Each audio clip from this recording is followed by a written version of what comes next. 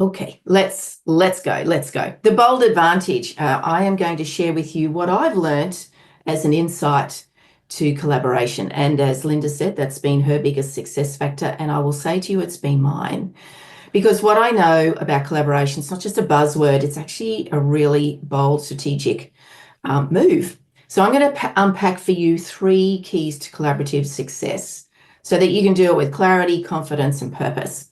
So what I know is it's not a backup plan. It should be the plan. That for me is always the plan.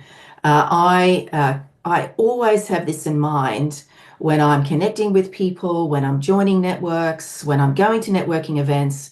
How can I work with somebody to escalate both our businesses? This can't be one-sided. It has to be two-sided. So the question I have for you today that we're going to cover: what would change in your business if you stopped building by yourself and started building with the right people? And your determination of what's right will be different from one person to the next. Values aligned, systems, processes, what they offer, who their client is. Are you filling a gap that they have in their business? It can be any number of things. So let's explore this, but I'd like to share with you a little story first. So collaboration was my biggest success factor. I've deliberately put me down into the water as a little paper-based boat. I was considered the little orange speedboat when I was speaking to my collaborators. And they considered themselves to be like the Queen Mary, a very large cruise liner, right? So this is deliberate in this visual that I would like you to have in your mind. A little orange speedboat has a lot of ability to pivot, to flex, to change, to move. A large ocean liner does not. Will get you get you to the same destination, but it might take a bit longer. It will definitely be luxurious, but it might take you longer. So as Linda said, I scaled a business to 30 million in revenue. I had 110 staff. From the outside, it looked amazing, but what I had was a strategy that was full on. I partnered with my 5 largest competitors. So I had the audacity to go and knock on the doors of people who had a business that was in the exact same market as I was doing, the exact same offer, exact same. They had something that I didn't have, though. We have a huge amount of government funding supporting education here in Australia. They spend billions and billions of dollars, and I know Joanna will nod to that. She will be very aware of that. That is the process that people undertake education here in Australia. I was the exact same type of company as my competitors, as I said, delivering the exact same product. But they had one thing that I didn't have, which was government funding. I'd applied, but it was going to take 2 years. And I simply wasn't prepared to wait that long. I was a little bit impatient. So I decided to find out who has that funding. And so I then went and did something that some people might think a smarter path. Because what I knew about this government funding was that there were 2 things. If they didn't use it, they could lose it. If they used too much of it, they could lose it. So there was always a fine line they had to balance. So I did the research. I built some systems. I created an offer and I knocked on their doors. I had the audacity to knock on their doors. And I said to them, you have a pocket of money that you're not utilizing at the moment, and I'd like to take a share of that. And yep, I got a whole bunch of no's. There's no doubt about it. But I certainly did get a whole bunch of yeses, 5, in fact, which enabled me to move from quite a small company to a large one very fast. But thank goodness I had, what I'm going to share with you, the systems in place to enable that to happen. Now, I'm not suggesting that everybody wants to go and partner with very large companies and create this huge collaboration product. What I'm going to share with you, which is my framework for partnering with anybody, whether it's a collaboration with my business today and another person who has a similar sized business. I'm not necessarily working with large corporates, but I can tell you that the framework I'm going to share with you will work whichever level of partnership collaboration that you're seeking. So let's go and have a little look at those. The first one is the framework for effective collaboration, because what I know is you can't just knock on the door and ask for a share of the pie. You have to bake a better one first. You have to understand who are they, Do they have a pain point? Do they have a gap that you might be able to tap into so that you can fill that gap for them? So here are, and feel free to take screenshots, all those sort of things. I'm very happy to share this. So the first thing that I need to do was understand their pain points. Conduct deep research to identify their clients' needs, their pain points. And the beautiful thing about the internet today, like this, when I started doing this was in 2012, 2013. Whilst we had the internet and all those sort of things, we didn't have the depth of research capability that we have today. Like we've got Perplexity, we've got chat, we've got social media, we've got LinkedIn, we've got robust websites. We can find those things that people or organizations might reveal as their pain point. What I also then did was I set up systems before I set the pitch. So I established all the systems before I presented to them. And by systems, I meant automation, systems, processes. I understood and knew what my customer journey would be.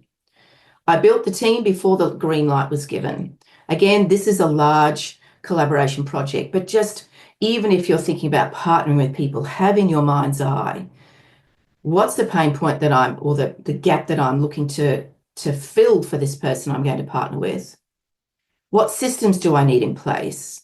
Have I got a team ready to pick up so that we can run with it? You can match the offer or differentiate the offer. I was a little bit audacious in that I presented them with the exact same product they delivered, and I was going to charge 7 times the price that they charged. So the win-win for them was they were selling something for 7,000. I was going to sell it for 35. When I presented to them, this is what I want to do. I'm going to give you a percentage of my income. They were going to generate the exact same amount of money for not a lot of effort for the exact same product that they had. And so it was a very big win-win for them. And my offer had a lot more bells and whistles to it, but essentially it was the exact same program. I also automated everything. Now we have, through leadership Global and the beautiful connection with C-Suite, we have access to Go High Level. And that if you haven't explored the Go High Level capability, please do. It is a platform like I've never seen before. I can see Marie putting lots of thumbs up because it is the bee's knees. And in fact, it's a platform I put Navigate Circle on as a by the by. So automate as much as you possibly can and document. What really sets my heart a little bit of a flutter when I meet with people and women in business. Yes, how many partnerships have you got? Great, this is awesome. Have you put a contract in place between you? Well, no, she's a lovely lady. We get on well. She's a good friend, and I trust her. I will even have a contract with my best friend if I'm going to go in business with them. Please, please, please do put contracts in place, because it's not about not trusting somebody. You have IP, they have IP, intellectual property. You want to be able to protect everybody's, but also the biggest piece is who is responsible for what. Document those things so that when things get a bit tricky, and they do, I can guarantee you they do, and they will, when things get a little bit tricky, you can refer to that, go, oh, hang on a minute. You said we agreed that you were going to do this and I was going to do that. You can then hold each other accountable to that, and it protects you. So it should always be with a view of protecting both parties. So they're the key pieces to start an effective framework for collaboration. But it's not just that, right? It's not just that. It has to be leadership. You have to lead it like it's your first date, with exploring and getting to know one another and understanding who's going to do what in this, because it isn't collaborative leadership isn't passive. It's a proactive, structured, and it has to be clear. So let me share with you what I see as the appropriate leadership skills in a collaboration project. Set boundaries. Understand who's going to do what, as I said. Clearly communicate your limits and intentions.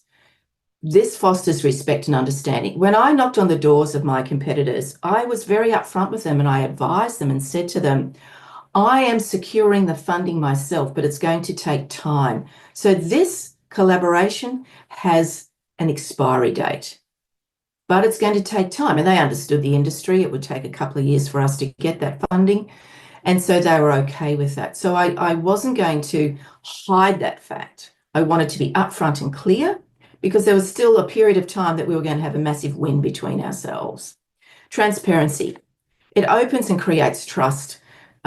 Be honest and forthcoming in all your dealings. Where you muck it up, own it. Where you have had a win, own it.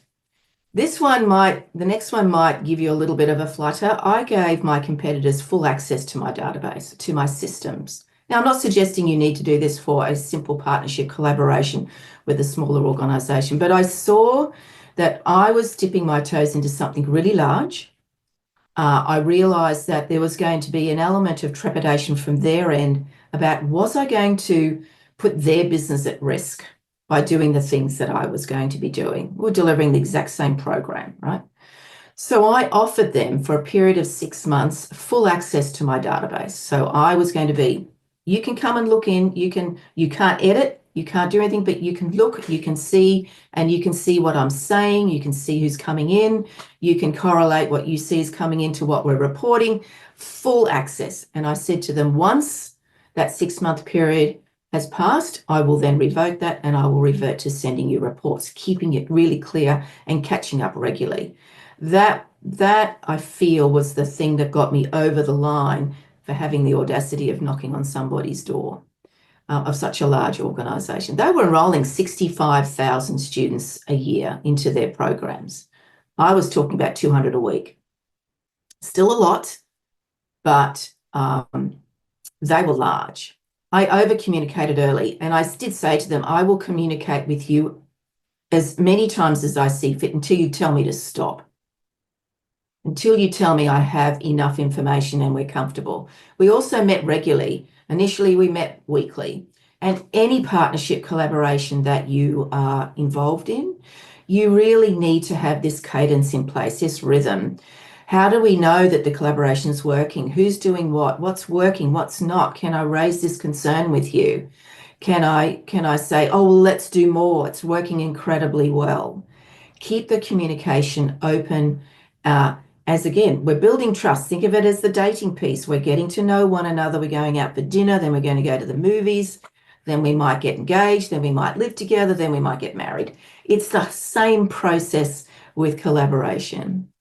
And understand your influence. Don't keep it to yourself. Distribute power to empower others. And by that, I mean, if you've got a team, you can distribute the tasks to other people. Same within their team. And I know, the beautiful new member here, Joanna, she has an amazing team of people in the Philippines that can do all of that for you. So a nice little plug for Joanna. So I've got her ready to go for me. As things build and grow in my business and everything, she knows that I'm waiting to hit send and say, well, let's go, Joanna. So my team is ready for the next. Yeah, thanks, Joanna. Awesome. So this leadership piece, I feel possibly I'm telling you not telling you anything you don't know, but this is an absolute critical piece with collaboration with somebody that you've not necessarily met before. It's a new relationship, and it has to be agreed both sides. It can't be you doing all this for them. That's why you need it in writing. This is why you need to agree who's going to do what. Let's put it in writing and let's meet regularly so that we know that we're on track. Do we need to take a left turn? Are we going well? Can we speed it up? Can we slow it down? All those sort of things will be revealed as you communicate and share information with one another. And of course, you want to maximize results, right? It has to be a win-win, or you need to walk away. Why would you do this if it wasn't going to be a win-win for all parties? So, extraordinary success comes from clear terms, defined wins, and the courage to exit when needed. So don't be afraid to step away when it's done. As I said at the very beginning of my conversation with these organisations, I said to them, the minute I have funding, I'm stepping away. So you have forewarning, but let's have a lot of fun in the meantime, but let's do it really well and provide an amazing service to our clients. So the thing is, don't be afraid to ask for more. I had no issue in saying to them, you charge 7, I'm going to charge 35 grand, but this is what I'm going to do. And this is the value I'm going to give to my clients when they come in through my ecosystem. And they actually said to me, we can't do what you do, Joanne. Orange speedboat, great big Queen Mary. They couldn't do the things that I did, and I understand where their gap was. I understood their gap that I could access their funding, but I also understood that they would not have the capability, despite their size, to do what I was planning to do. Define who gets what in the money. Please don't be afraid to have the money conversation. How is this split going to win? Who gets what, when, and how? How are you going to pay them? How does it come in? What's the time frame? This is all put in the contract, right? These are things that make sure that everybody's super clear. I offered them 25%. It still gave them more than delivering their entire program with lots of trainers, lots of people. All they needed to do was give me permission and a bunch of contracts in place, of course, and processes.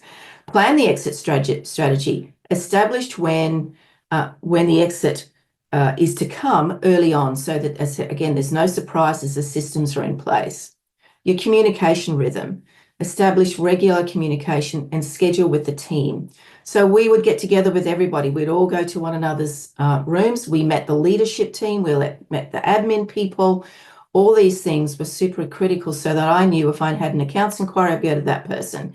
If I had a logistics problem, I could speak to that person. And data and reports. What information does each party need to receive to understand that it's working, that it needs tweaking, that there needs to be some fixing or some building or some escalation? Again, this is all about building trust and helping others to be going on the journey with you. You want them to get super excited. I definitely had to do a presentation to my team to say, we're going to do this. This is going to be a big project. Is it risky? Yes, but we have all the systems in place already. Now I'm going to go knock on doors. Are you with me in coming to this vision? And this is what the vision looks like for our organization. So when I sat in front of the CEOs and they'd say, well, who are you and why would you do this? How do you know how you're going to engage your clients? Well, here's my workflow of what the customer journey looks like. So where's your business going? Well, here's my one-page business plan. This is where my business is going. So I had all those things ready. Now, you may not, for the collaborations that you're thinking about, you may not need to document them to that level, but you certainly need to have it in your mind's eye so that you can articulate it, so you can share and say, well, I want to partner with you because of this reason. This is where I think the business is going to go. And this is why I think this collaboration between these two parties, my business and your business, is going to serve us both well. This is what I see as a success metric for this collaboration. So all those things you need to either, I will put it in a workflow. I'll make it in a very nice document so somebody can visually see it. They can see that I've prepared, done the work, but at least have it in your mind's eye. You've got it somewhere, but if they need it articulated, it runs off your tongue really seamlessly. This is where confidence comes in believing that what you have brings value to their business. Every collaboration is a relationship. We treat it with clarity, care, and courage to leave, and the courage to leave when it's time to leave.